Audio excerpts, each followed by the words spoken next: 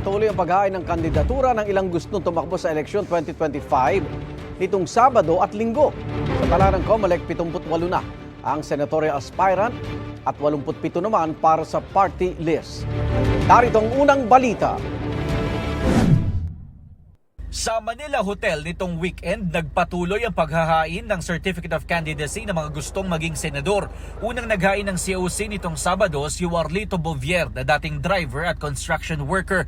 Pati si Maria Charito Billones na nagtitinda ng kandila. Nais ding maging senador ni Engineer Gerson Ares, gayon din ang broadcaster na si Ben Tulfo. Ikalawang COC filing na ni Leo Degario Estrella.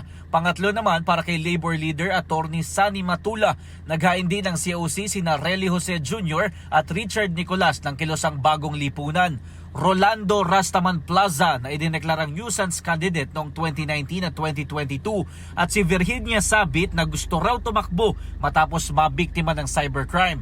Naghain din ng COC sina Wilson Aklan at Primo Capuno Jr. pero hindi nagpakilala sa media.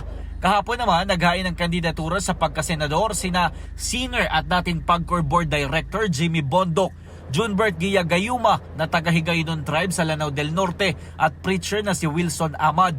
Nag-file din ng COC si Sixto Lagare, incumbent party list Congressman Erwin Tulfo, gayon din ang abogadong si Ernesto Arellano at si re-electionist Senator Pia Cayetano. Naghain din ng COC si John Rafael Escobar batay sa listahan ng COMELEC. 23 party list ang naghain ng Certificate of Nomination at Certificate of Acceptance nomination noong Sabado. 14 na party list naman ang naghain ng CONCAN kahapon. 87 na ang kabuang bilang ng mga nag-file ng party list group. Ito ang unang balita. Jomer Apresto para sa GMA Integrated News. Igan, mauna ka sa mga balita. Mag-subscribe sa GMA Integrated News sa YouTube. Sa mga kapuso abroad, subaybayan nyo kami sa GMA Pinoy TV at sa www.gmanews.tv.